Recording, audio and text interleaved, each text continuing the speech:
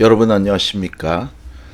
코로나19 사태로 사회적 거리 유지가 지금 한창 언론에서, 뉴스에서, 국가에서 우리 국민들에게 요청하고 있습니다. 그래서 저도 지금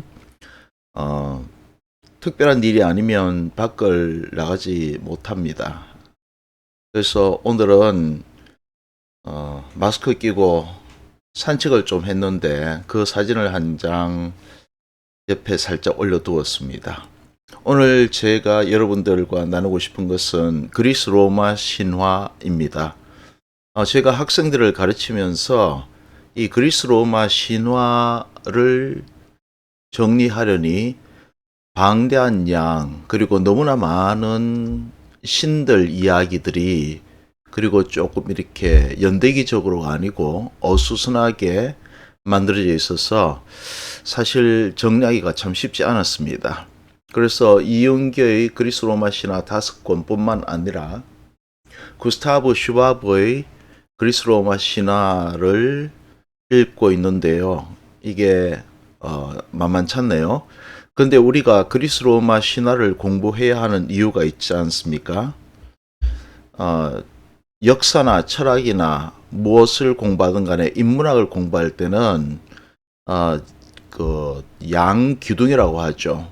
그러니까 헬레니즘 문화와 히브라이즘 문화, 그러니까 기독교 문화는 교회 다니시는 분들이 많아서 잘 알고 있는데, 이 그리스 로마 신화에 대한 이야기는 그냥 굉장히 쉽게 치부해 버리더라고요. 하지만 우리 일상생활 속에서 이 그리스 로마 신화에서 오는 많은 아이디어들, 소스들이 있습니다.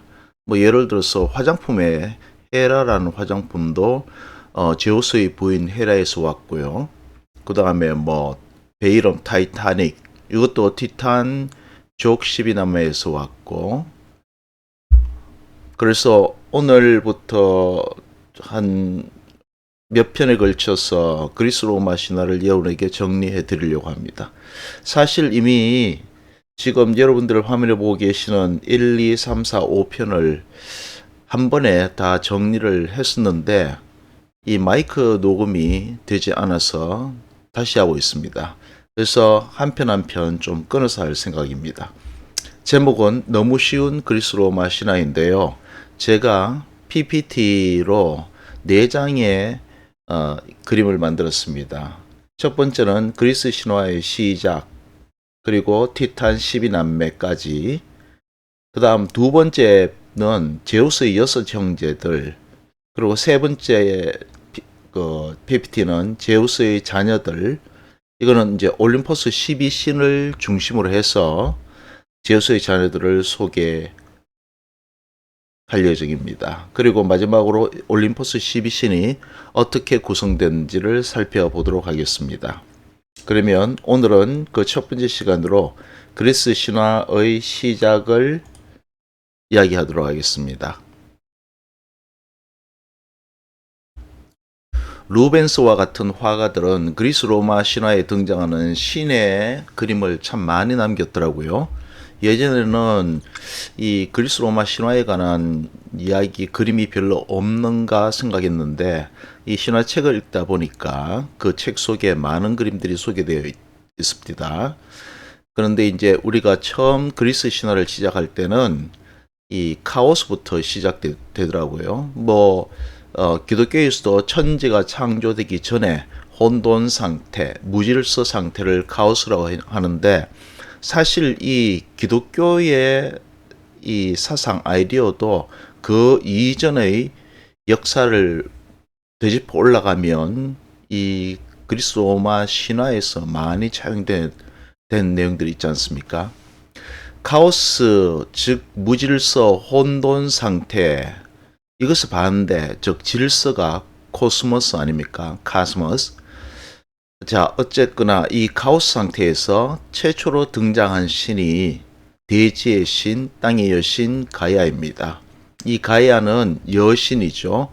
즉 땅은 생산하는, 무엇을 만들어내는 신이니까 우리 인간도 자식을 낳고 하는 그 뭐라고 하죠? 대지, 땅을 그 땅은 우리 어머니들이지 않습니까? 그래서 가이아는 여신인데요.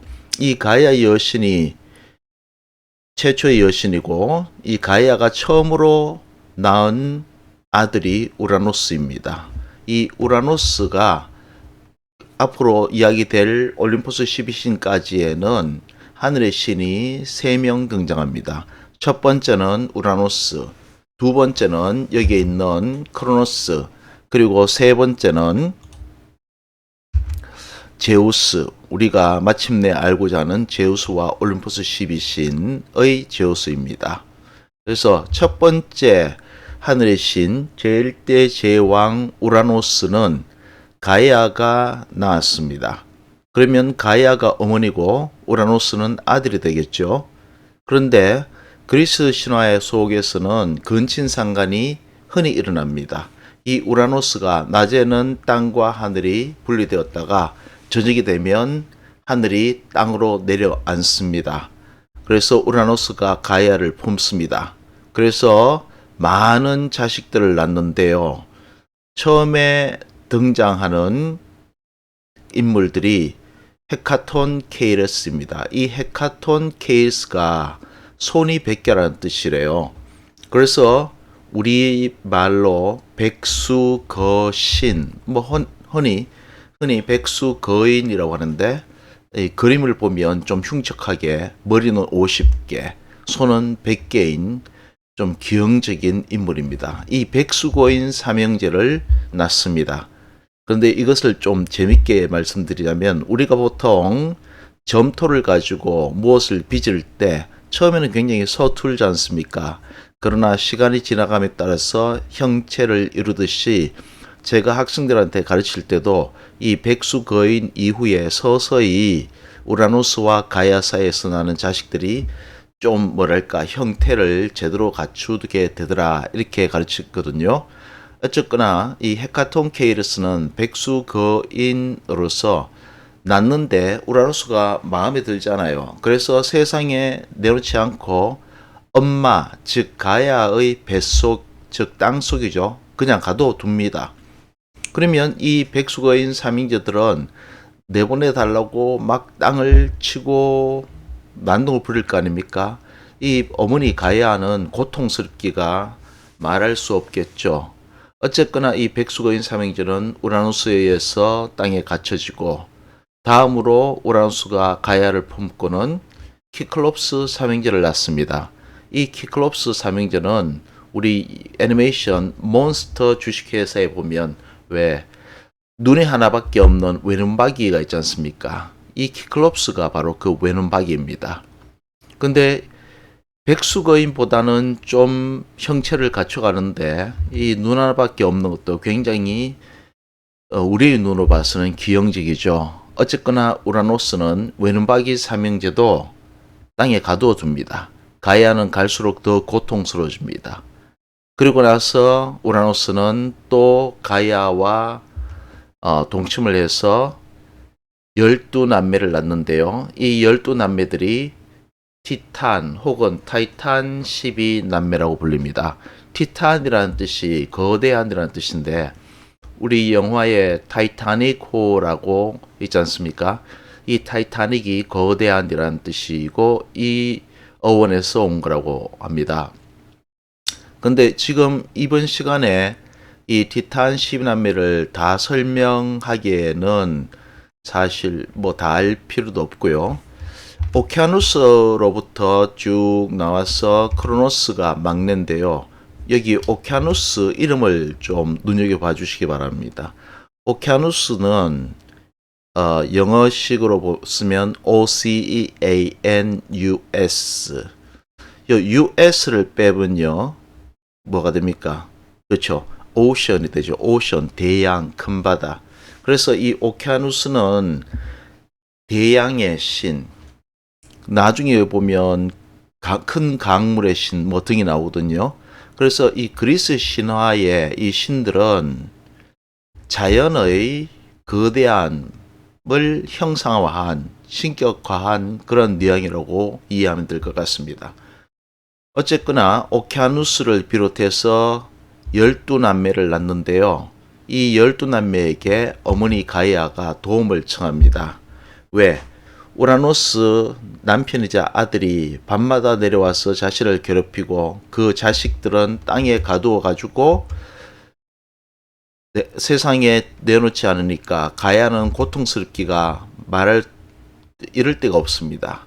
그래서 티탄 12남매에게 도움을 요청하는데 아무도 아버지 우라노스를 대적할 자신이 없어서 전부 망설입니다.